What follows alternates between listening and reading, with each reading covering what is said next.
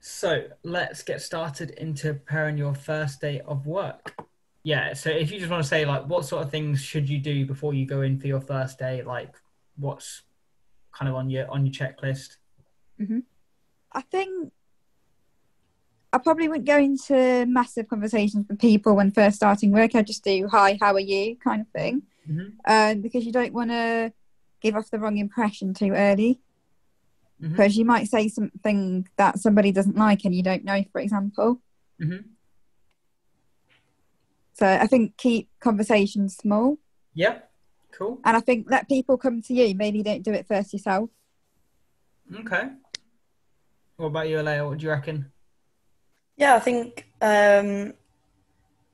obviously check the time just to prepare so you don't be late and you know kind of what time you need to go in. Mm. Also, like maybe bring a pad and a pen because it always looks good. You're ready to like take note because it's going to be a lot Yeah. of info to take in on your first day for like induction wise and stuff. So yeah, pen and pad, timings, location, and like prepare your kind of route sort of thing, Mm. whether you're driving What or. about what about maybe like before you start your first day, maybe ask what you're likely to expect on your first day as well? Would that be okay? Yeah, yeah, absolutely. Yeah. I mean, definitely. I think that's good. A good question to ask to help you prepare and get everything ready that you need to. And Hmm. Alea, actually, that's a really good point that I completely forgot to put in this. To make sure that you know like where you're going on your first day in terms of like Yeah. the route that you're going down, because I mean, you would hope that like you'd have done the interview at the place where you were going to work, but um, Yeah. if you Not have, always the case though, is it? yeah, no, exactly. If you haven't, then make sure that you know how to get there, how long it takes, so that you can set off in plenty of time and all the rest of it. It's just, I guess, being prepared. So Mm. I've got like a uh, checklist here. Oh wow. So obviously, make sure that you kind of read any email communications from the company thoroughly. So you'll probably get one kind of on the back of your interview and stuff. You've got the job, blah blah blah. This is what is going to happen. This is when you're starting. This is what you need to bring. That sort of stuff. Hmm. Check that you have any relevant paperwork and documents. So sometimes they will ask you to bring in like proof of identification or proof of certificates or anything like that. Yeah, Just for your DBS and things, isn't it yeah, yeah, normally? yeah. I think that's really important that you kind of make sure that you've got everything in advance before you turn up on your first day. Hmm. This might be something that would help you.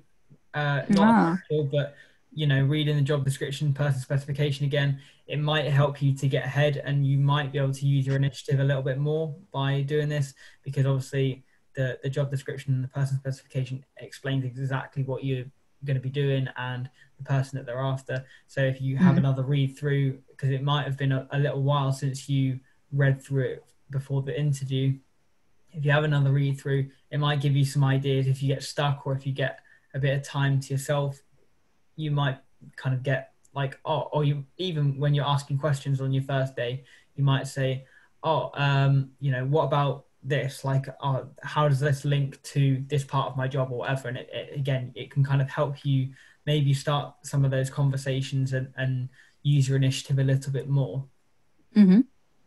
Dress appropriately, very obvious, and hopefully again you would know what sort of things that you would be wearing, and if not, then definitely ask the question. I would hope that kind of says that in the email that what sort of thing that you would be wearing, but again, I think that's a tip for every stage of the journey. Make sure that you're dressing appropriately. I think that's important, isn't it? Because not everywhere will, kind of guide you on what to wear, will they? Some places might, but most places I don't think do. No, no, exactly. It's yeah, because again, like we've kind of discussed in some of the previous workshops, there's nothing worse than turning up completely underprepared and everyone else is in, and then you're in like jumper and t-shirt and shorts or whatever. So definitely make sure you do that. And I mean that kind of links to the next one about getting organized. Make sure that you've set your alarm. You know how long that it takes you to get ready in the morning, so you're not going to be late, so you're on time. Make your lunch, or if there might be a canteen at work, or there might be like a place where you can buy lunch. Yeah, I think it's always good to have it on you, isn't it? Especially the first few days. Yeah, I mean, like on your first day, you'll probably find out in more detail if you didn't already. But also, like, obviously, make sure that you know who you're contacting, because when you turn up in the morning, you're gonna need to ask for someone, presumably at reception. Yeah, You need to know where to go. So make sure that you know who that is. And if you don't know at that stage, then just send an email and say, look, could you give me some guidance? I'm just want to kind of get organized and know where I need to go. I'd also recommend setting more than one alarm so that you don't and for me, turn off the snooze setting. That's top tip from Zoe there. Love that. Definitely. Excellent. And then have a plan before you start. I think that kind of includes all of the above. Just having an overall plan before you start your first day. Because if you just turn up on your first day like, hi, I'm here, sort of thing, see kind of by doing all of those things, you can begin to plan ahead and get ahead of in your role. Maybe you want to do some last minute research on, depending on the role, on like the social media channel. Yeah, it's probably a good idea. Yeah, it's anything that you can do to get yourself ahead. Plan your day and your structure, and go from there, basically. Mm-hmm. So, this was kind of related to the first point about like reading the communication before your first day. So I found an image off Google of like the sort of email that you might receive before your first day, so that you can kind of digest it and kind of get to grips with it. I'll give you a few minutes to read through it. I'm not going to sit here and read it to you. Sure. I just have a little skim. Yeah. See, that's interesting, because I've noticed not all places will give you a timetable. Some will expect you to make your own timetable. Yeah, I mean, I think it depends on the workplace, doesn't it? Yeah. There's no workplace is going to be absolutely the same, but this is just one that I found off Google. So I guess it could be used as a template, but it could give you a rough idea of what to expect. Yeah, it's good just to be able to have a guess, isn't it, of how it will go. Yeah. Especially, for example, it's a 9 to 5 office job. That's perfect for something like that. Yeah, and I mean, if you're unclear at any stage after the email or beforehand, there's no shame in sending an email and just saying like, I'm just a bit confused. Could you help me? Because you obviously want to make a good first impression. You want to turn up prepared and organised. So if there's any points that you're unsure of, just ask the question. They won't object to that, I'm sure. Everyone had a chance to read it. I mean, it's not like... Yeah, I've read it. Yeah, I think it's always good if you get that email beforehand. I think a lot of people nowadays, can struggle from anxiety, especially like when starting a new job. So maybe this email beforehand is a good way to sort of, settle that down and understand what you're doing. Definitely. So we've kind of already covered this, but like, make sure that you have these three and DBS if you need a DBS for your job. National insurance number is because you'll probably have a lot of paperwork that you will need to fill in, and it'll be like an employee forms. So even if that's not your first day, it'll be, a few days down the line. So either making sure that you know your national insurance number, or that you have a copy of it with you, so that you can kind of write that down and you're not like, I need to go home and get it tomorrow. If you can turn up with it on your because that doesn't look very organised. Yeah, that's it. And passport proof of ID, again, fairly straightforward. Normally they just need to photocopy it or something just to verify everything. So again, hopefully fairly straightforward. There's nothing out of the ordinary, but again, you could just pack it next to your bag the day before, and make sure that you bring it on the day, and then once it's done and you don't have to think about it again. Is there anything else that you can think of, anything that you've experienced that you might need paperwork wise before your first day? No, I think all that was there. But for my job, because it's council, I noticed they ask for things like proof of something with your address on it. That's quite common in my workplace. Mm-hmm.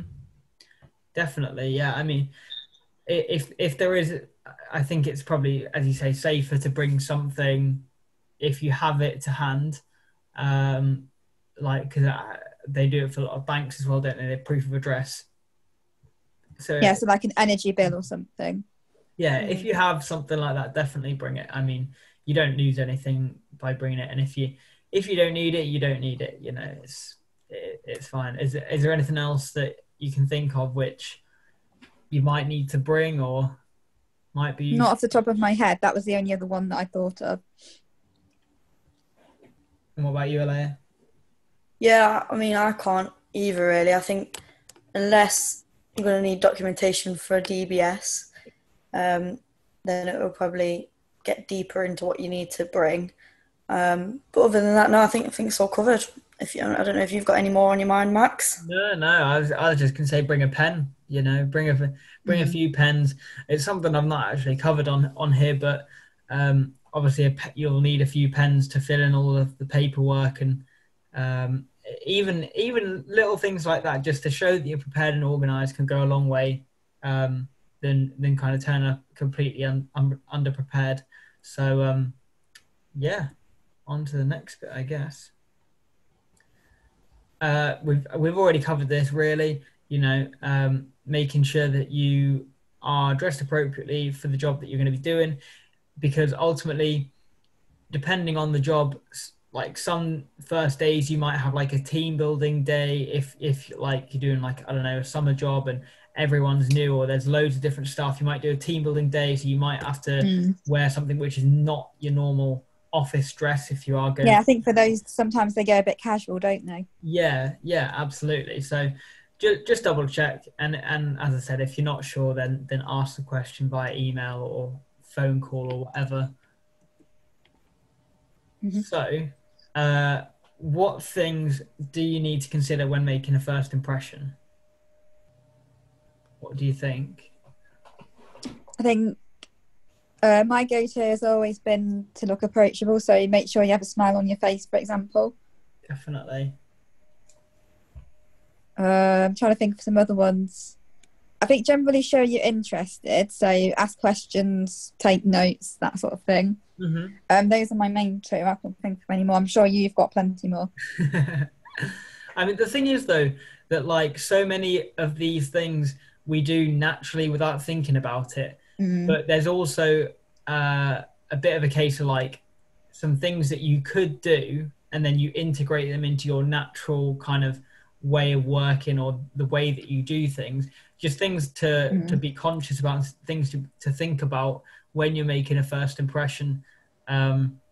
Because I don't know whether you know this or not, but most people will kind of make up their mind like a first impression. They'll decide whether they like you or not, or they'll form some form of opinion of you within the first kind of 3 to 4 seconds, something like that. I did read something about that a little while ago. Yeah, that's very important. Yeah, so I mean, even like, I think because there's a lot of different research, but the time of a first impression, I think, ranges between like 1 second and about 10 seconds in terms of that's when the research says that people make a first impression. So like, even like before you kind of meet them as well, like in terms of like, you know, if you're walking across the office and you're like smiling or you're being confident and stuff, you're probably going to make a more positive first impression than if you're like looking. Yeah, people are going to be more likely to want to approach you. Exactly. And that's exactly what you said, you know, be approachable and have a good smile. Have you got any others, Leia, before we go through these? It's a bit of a tricky one, really. I'm just trying to think, because like you said, you do things and you don't even realise that you are actually making a good first impression. I think in terms of like becoming approachable as well, to follow on from what Zoe said, maybe like a handshake or something. Oh yeah, that's a good one. Professional, but obviously at the moment, not advised. Yeah. But yeah, I mean, normally, and if things change by the government, then yeah. Yeah, I think partly also a good thing to remember with first impressions is that it depends who you're talking to as well. You know, if you're meeting your manager or you're meeting in a more formal setting, you'd probably, you know, do a handshake, and as you say, not at the moment, um, and you do a smile and all the rest of it. But then if you're meeting like in a more informal setting, or um, you are, I don't know, at an event or something like that, you might do something a bit informal. You don't really know. It depends kind of who you're talking to and the situation that you end up in. But I think it's, you know, it's important that you be adaptable. But I've got a few things here which you can consider. Mm-hmm. So body language, again, we'll kind of cover that a little bit more in a minute. But like body language is, I don't know how much you know about like in terms of communication and how different, what a difference it makes. Not loads. Because like your communication, so in what you actually say, people take in about 10 to 15% of that, like the importance of communication is about 10 to 15% of that. And then the next one is, I think it's like the non-verbal stuff, so that's like your tone and that sort of stuff, in like the way that you say it. And then the biggest thing is like how you look, so like your expressions, how relaxed you look, your actual kind of body language, the hand gestures that you use with it. So you know, even it's important to kind of consider all of those things. But again, I don't want to overwhelm you by saying, oh, you know, you need to think about this. You know, I would imagine that most of this would come naturally to you, but sometimes you might just need like a snap check, you know, like it's useful to know, because you can be doing something wrong without even realizing it sometimes. Definitely, you know, and I think again, it's about if you're able to read someone else's body language as well, that can be really important, because when you're in certain situations, body language can be a key component of knowing how that particular thing is going. Like if you're in a negotiation, if you can read someone's body language, whether they're, you know, being more positive and open to you, or whether they're being a bit closed off, you then potentially have an idea on the route that you can take. So you might say, oh, like I need to push this person a little bit more, they're closing off from me or whatever, so you can get what it is that you're after. But I mean, that's quite a good thing to look into, is, you know, the body language of other people, being able to read that, like Sherlock Holmes, you know, trying to be a detective and figure out what people are thinking. I might read some books on it actually, because that's quite an important thing, isn't it? It is, yeah. And like even with like Derren Brown and stuff, that's how they do a lot of things, because obviously magic is based off of other people and psychics and all the rest of it. They go off the energies of the other people. They're able to read people, and because of that, they've become really, really good in their craft. So if you're able to read body language, now I'm not saying that, you know, you have to be a genius or anything like that. I'm unfortunately not. No, I'm not either. Like the body language is really, really difficult to read, but it might be something to consider, you know, when you're meeting people for the first time, not necessarily consciously, because I'm sure you'll have other things on your mind about, you know, what you're going to meet about and what you're going to talk about and stuff. But that's quite a good one. Tone as well. I presume that, you know, you guys know what I mean by tone. You mean tone of voice? Yes, yeah, exactly. You know, I have a rough understanding, but I wouldn't mind a bit more detail, just in case there's something I've missed. Yeah, I mean, so again, like the tone of your voice is normally kind of about like the inflection of your voice, so like whether you kind of rise up at the end of your word. That's how people generally know that you're asking a question, is if you kind of raise your voice at the end. Like what things do you need to consider when making a first impression, like something like that. If you kind of raise your voice at the end, then it kind of makes it into a question. So if you just say like, one word, and then you raise your voice up at the end, it kind of ends up as a bit of a question. And equally, if you know, you can change the way that you're speaking. You could, like, if you try and do like a lower voice, then it might sound a bit more aggressive and angry, which I would imagine is not how I didn't know that, because sometimes you can do it without thinking about it. Yeah, you know, it is. And even then, I unconsciously changed my tone. Like, I just said, yeah, and I went higher pitch because it was like a more understanding tone in how I was responding to you. But even this might sound a bit overwhelming because there's a lot of different things to think about. But even, like, you know, sometimes you'll say something that could be misinterpreted in the wrong way because of like the tone that you use. Yeah. With the words, you know, it wouldn't sound the same if someone delivered a funeral service oh no, in a happy way. You know, if they use like a happy tone to deliver a funeral, you know, so it can make a big difference. But again, that's quite a minor thing in the grand scheme of things. Yeah. Attitude wise, again, I think you've kind of mentioned that like attitude and smile go hand in hand. Just being proactive, smiling at people, being positive, being open, making sure that you're, as you said, approachable. Both of those things, like, and I think that's also a good thing to kind of use your initiative. Yeah. You know, it's always gonna help you in the long run if you're using your initiative, trying to kind of get yourself out there, make those positive first impressions, be more receptive to people as well. And then the last two, again, are fairly straightforward. We've already spoken about dress appropriately and asking questions. For me, I think that's like the most important thing when it comes to like a first day, is that you're asking questions, not necessarily like your general questions about life and whatnot. You don't ask work related questions. Yeah, I mean, obviously you can still ask questions about personal stuff too, but I think the more questions that you ask, the more that you're able to find out, and especially it can offer a bit of challenge in a way to like the person, like the ways of working. You might think, oh, like, why do we do it this way? Like, why don't we do it this particular way? And that way, you know, you kind of approach it. I'd be a bit nervous to do that on my first date, to be honest. I'll probably do it after a few weeks. Yeah, I mean, you could do it like, whenever you feel comfortable. I mean, I'm not necessarily saying challenge everything as soon as you walk in the door and stuff.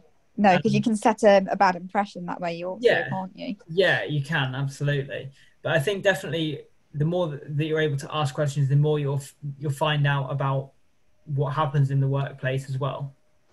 But yeah, Zoe, I mean, how do you feel like when meeting new people? Is it I'm not the most confident of people when it comes to meeting new people. I can do that whole thing of, you know, appearing confident when I'm not actually feeling that confident. Yeah, I think, again, like with your tone of voice, you seem like we can't even see you, but you seem like a really confident person. I'm not, trust me, I'm honestly not. Speaking. But yeah, I mean, I guess it's quite nerve-wracking to meet new people. Do you like struggle with it quite a bit, or is it not something like can you put yourself out of your comfort zone? It's weird with me. Like, I'll feel more comfortable with a person the more times I meet them. So, say for example, if we would have like 3 or 4 meetings, probably by the 4th meeting, I'd feel completely comfortable. Yeah, definitely. So it's about how exposed I am to a person. Does that make sense? Yeah. Okie dokie. Right. So, I think we did this one. Yeah, so that looks familiar. We've now got some secrets of good body language. Some things that I didn't know as well before doing this presentation. So probably some things you'll learn as well. Mm-hmm. The way that your feet point show who you want to talk to. Which is quite an interesting point. Not just in work, but in life in general. So if you're out somewhere, or like if you're in the office on your first day, if you look at where people's feet are pointing, if they're kind of in conversation, it could potentially show who they want to speak to. Mm-hmm. Obviously, it won't always be the case. Sometimes they'll be, just facing the washing up because that's what they're doing. But if they're kind of out in the open, that can be a good way to figure out who to speak to in a room, or if you're like networking in a big group of people, you're looking for a road of someone who wants to speak to someone new. That could be a way to do that. I didn't know that. So the way that your VTAR can even attract people to come to you if they're in a certain way. Well, yeah, not necessarily attract them to come to you, but like, yeah, I mean, I think it's like an unconscious thing, your feet kind of point in the direction that you're interested in and the people that you want to speak to. So again, that might be something that, it's not that important, I guess, for your purposes in terms of thinking about where your feet are going. But like if you're stuck somewhere and you don't know who to speak to, that could be a little point to bear in mind when you're thinking about like who you want to speak to next. So again, this depends on what the situation is, but like if you want kind of good body language, generally you want to be relaxed, shoulders back, because if you're like this and you're not very approachable. Yeah, exactly. As you say, I think this is just common sense, really. Kind of, being relaxed, having your shoulders back, as you say, smile, you look approachable. Yeah, that's basically that one. Hand gestures in the position of your arms as well. Again, this is something that you can be conscious of to some degree, and then you'll kind of forget about it. Like if you're nervous or whatever, you'll tend to fidget, you'll get things to move your hands around. I'm terrible for moving my hands. I'm always moving them in conversation.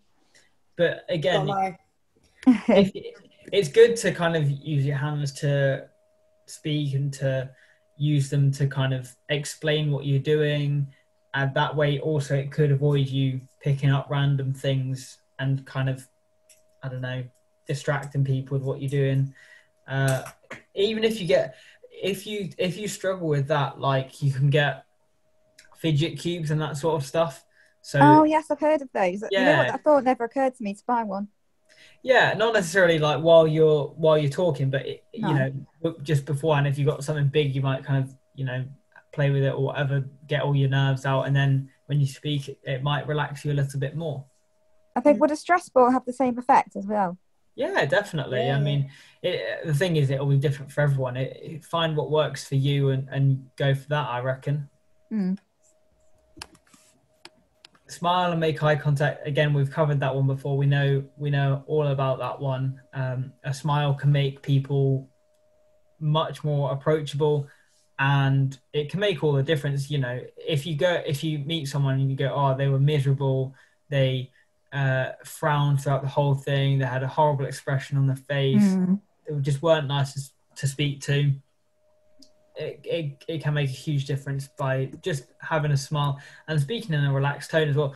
And again, it does depend on who you're speaking to and where you are, but generally speaking in a relaxed tone, not too fast, not too slow, just as if you were speaking to a friend, really, I suppose. Yeah. But not obviously using the same language that you would use with your friends. No, absolutely not, because you'd be more relaxed with friends and even your family to an extent. Yeah, definitely. Just speaking in a relaxed manner, just how you would with people on the street or whatever. And watch your language again. Ultimately you're in a professional setting. It depends on the job that you're going for. Some industries and some jobs will be a bit more relaxed on that one, but yeah, I've had a few slips on that in the past. Yeah, I mean, generally speaking, it's not a massive issue, but on your first day, definitely you want to be conscious that you're in a professional environment and try not to slip up on that one. I mean, sometimes you can't help it, and I'm sure people will understand that, but if you want to kind of, when you meet someone for the first time, you want to make a good first impression, you want to be on your best behaviour. I think it's difficult, isn't it? Because you can do it without thinking about it, especially if you realise you've already slipped on something prior to that and you go, oh, I shouldn't have done that. But it's fine. Like, and again, if that does happen, um, it's absolutely fine. You know, it's part of life. Everyone has those days where it just happens. I think rather than saying like, "Oh, that was terrible. I shouldn't have done that." Blah blah. Just carry on and just own it, because people will only notice it. They'll notice it more if you kind of stop and say, "Actually, maybe I shouldn't have done that." I mean, again, it depends on the circumstances of that you kind of slip up in. If it was particularly bad and in a particularly crucial moment, then maybe it would be the time to stop and apologize and whatnot. But if you just kind of throw it in a conversation, I don't think it would be too bad if you did it like on accident a couple of times. But if you're doing it every meeting, then somebody will think, "Oh, not sure about her." Yes, exactly.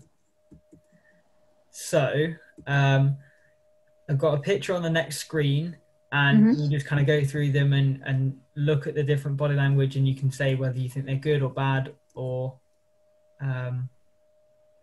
yeah. So do you want my opinion on whether they're good or bad? Yeah, on what we think. What they all kind of say and tell you. I think the first one's too relaxed. I'm going to say that's bad. That's more something you do around your friends or your family, I would say. Thumbs up, definitely not in a professional setting. Although, does it depend?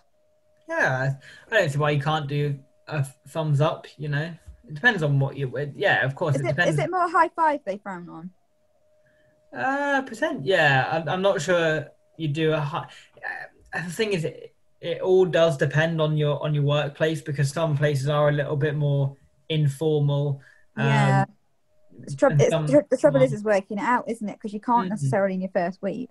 Yeah, but that's where it comes to just giving it a bit of time. You know, definitely on your first day, you probably wouldn't be going like, "Oh yeah, well done, really great." No, I wouldn't. I probably, but just me, I wouldn't feel confident enough to even be like that on my first day anyway. So yeah, but like again, you should be able to judge it over like the first few weeks or something. But definitely, you know, for your first day.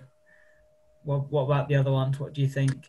Arms folded, I think, is a negative, because that can make you look very unapproachable. In fact, even though it's a relaxed pose for a lot of people, myself included, I'm not going to lie, it can look like you're quite angry about something, and therefore people might not want to come up to you and ask you something. Definitely. But it's difficult, because if I'm at a dinner table and I'm relaxed, I will fold my arms. Yeah, but I suppose it's situation dependent, isn't it? I'm not sure on the next one, because I'm not quite sure what it is he's doing. Just looks like he's kind of fiddling with his hands, I think. Yeah, probably just fiddling with his hands. Yeah, I'd say hand fiddling, probably not a good idea. I think it will depend on the kind of facial expressions as well. Yeah. Oh yeah, that's a point. The next one, well, he looks bored, so I would say definitely don't do that. Bored or worried or anxious. Yeah. And just no to the one after that. Definitely not. I think the one after that's okay, because that's still a little bit fiddly, but it's still relaxed, so I'd say that's all right. I'm not sure. What's the one next to him? What's he doing? I don't really know, to be fair. I'm going to say I'm not sure on that one. Just because I've never seen it, that's all. Yeah, I don't know what the context would be behind that one anyway. Is it that he's trying to get that person next to him's attention? I don't know. Maybe. Yeah, probably not the best way to do it by tapping someone on the shoulder. Absolutely not, because that can come across as in a professional environment, that can come across as quite aggressive. I would say probably don't cover your mouth. Yeah, especially now, unless you've got a mask. Well, masks do that now, so you've got no excuse to cover your mouth. Yeah, true. Definitely not for the next one, because he looks a bit fed up. I'm not sure on the one after, because it can come across either way, either relaxed or nervous. And then again, I'm not sure on the one after that because that can be interpreted either way as well, can't it? I think most of these are fairly kind of over the top and not things that you would probably do in the workplace. No. But I think most of them would be okay, like over a long period of time, because people will naturally people will will get do to know what, who you really are after a while. Naturally you'll kind of do the body language which is kind of impacted by your mood, isn't it, ultimately, and what's going on. So if you're anxious, you're going to be sat there nail biting. That's one of my big ones, so I thought I'd use that as an example. That's like me as well, Zoe, to be honest. I'm struggle for that. Definitely. But I mean, on your first day, you probably wouldn't use many of these at all, to be honest. You'd probably just kind of, relax, look engaging, make eye contact. It depends where you are. If you're on a desk, you might put your kind of arms in front of you or by your side or anything like that. You probably wouldn't go like this or like this or like this. You probably wouldn't do most of these. I think that one would probably be okay, like that one. And as you say, the one down there with your hands like that, I think those would probably be okay. Arms folded, I think, would be fine as well. Again, it depends on where you are. If you're like in a meeting with someone who just got your arms folded, you don't want to look bored, do you? No, you don't want to look bored. I mean, if you're just kind of listening like this and you got a smile on your face as well, I don't think that would be too bad. But I mean, obviously, ultimately, you want to be relaxed if you can and show that positive first impression. So probably you would be, a bit more sat back and arms by your side, open, relaxed body language, smile, of course, as well. So, yeah. So, what your first day might actually look like. Any ideas on this? I presume you'd have like an idea. Yeah, it depends on where you're working, doesn't it, really? It does, yeah. But I would say generically, it's getting to know your team, maybe having a chat about what kind of things they want you to actually work on, and I suppose any extra expectations that you might not have known about in the job description as well. Definitely. Anything else to add, Leia? I think just to add on to what Zoe said, just like normally it's like a tour of your workplace and stuff. So getting to know where like the fire exits are, or where the toilets are, or where the cafe is, if there is one, and like their procedures and things like that. Definitely. We've got a little list here. So an orientation, which is, like a induction type thing where you sit down with HR or someone, you fill in kind of all of the paperwork. You go through all of that. A lot of your first day will probably be a lot of paperwork and reading and signing different bits and bobs, health and safety, IT stuff, like your workplace, what things. And as you said, introduction to the team, definitely getting to know who you're going to be working with, what they all do, how you fit into that. I think don't they generally like you to have a one-to-one with each person, like a small get to know each other kind of meeting? I think it kind of depends on the company. It'll work differently everywhere. I mean, where we are, we just had like one meeting as a team, but then I've been somewhere before where you kind of like, we just kind of a quick introduction one by one to people like in the office as they were working, sort of thing. So I think it depends. Like some companies, as you say, will have everyone do a one-to-one. Others will just do like an overall meeting, and others will just kind of do a quick introduction, and then you'll kind of get to know them as you go on, sort of thing. But I mean, you will start to get to know the team. Paperwork, as I said, already kind of covered that. You have quite a bit to do. As we said, probably a tour of the workplace, however big or wherever that might be, including you'll probably get like health and safety checks. You'll know all of the fire exits and all of that sort of stuff. So expect to learn and to know all about that, as well as like your hours of work and all of the smaller details that maybe you were unsure of, including like when your how many holidays you get and that sort of stuff. All of that stuff will be covered on your first day, or if not in the first definitely the first week. Yeah. And then health and safety regulations, so like fire extinguishers and all the rest of it. That's pretty much everything that because obviously there's only so many hours in the day, and then you probably get a bit of time to get to grips with computers and software and like any paperwork that you've got. So we've got a few top tips here for like how to get ahead on your first day, and then I think we're nearly done after this. So building relationships as soon as you possibly can. So by that I mean, like, obviously with your members of your team, with any other employees, with any external customers, clients you might be involved in some meetings, then definitely, build those relationships. Use some of those top tips that we've said already about like body language, tone, smiling, asking questions. All of those things will help you to build those positive relationships, which will help you to make a first impression, not only to like your immediate team, but to everyone around you, because you might be more visible within your office or within your workplace. Be helpful, show a great attitude. If so, definitely on your first day, you might get a bit of time like to yourself where you just have to digest stuff. If you get to a stage where you are like you're finished with whatever task you were given, see if there's anything that you can help other people with, any of your colleagues. Yeah, good impression from the start, isn't it? Yeah, absolutely. If you're done, you might say to like your manager or to the person who's done your induction, like, oh, I've kind of finished this. Is there anything else that I can help anyone with? And that way, you're integrating into the team. You're learning more about your workplace as well. It's a win-win all around. Smile, we've already covered that. Very, very important.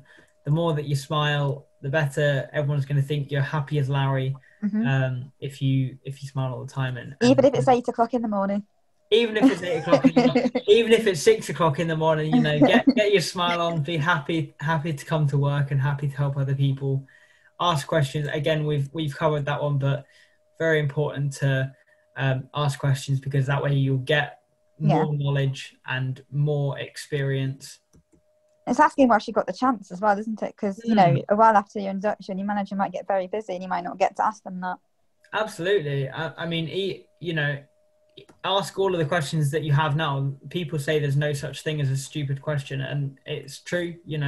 On your first day, you might ask something which you think is obvious, but at that stage, they might offer a different answer than the one that you're expecting to, and you might again find out something new that you didn't know beforehand.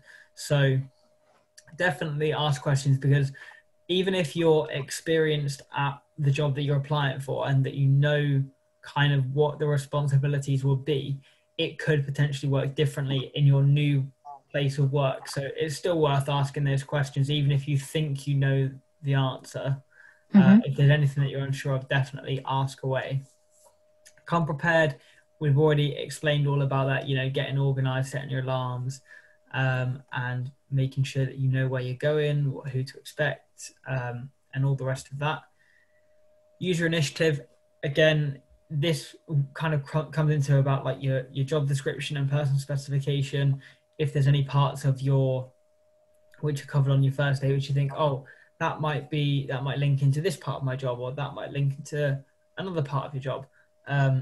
Either way, that might help you to get ahead, because you can say, I'm going to use my initiative, and maybe by doing this, it will help me in the long run when I come to do this other thing.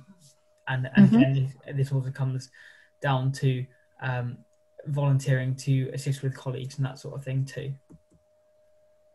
Start as you mean to continue. If you start slow, then it's not going to make a great first impression. If you hit the ground running, if you're kind of maximum effort and stuff, people are going to think, wow, this person's amazing. They're going to revolutionize the office. Yeah. So yeah, definitely kind of get ahead as soon as you can. So do you have any concerns about your first day or week? Is there anything else that we've not covered that you have questions about? There's just one thing, because I'm sure this is quite a common thing within people's first weeks anyway. Slip-ups. In what way? So you might do something that the organisation doesn't like, and you might not be aware that that's the case. So say one thing's all right in your previous organisation doesn't mean that the next organisation's okay with it. I can't really think of any examples, but I hope you understand what I mean when I say that. Yeah, I get what you mean. So I think with that, it stems from one, asking questions. Yeah. So, making sure that you are fully understand the processes and everything before you go ahead and do things. If there is something that you have done already and it's like not in line with company procedure or whatever, and then I think it's just worth having that conversation and saying to your employer, like, listen, I'm sorry this has happened. I was unaware that this was frowned upon.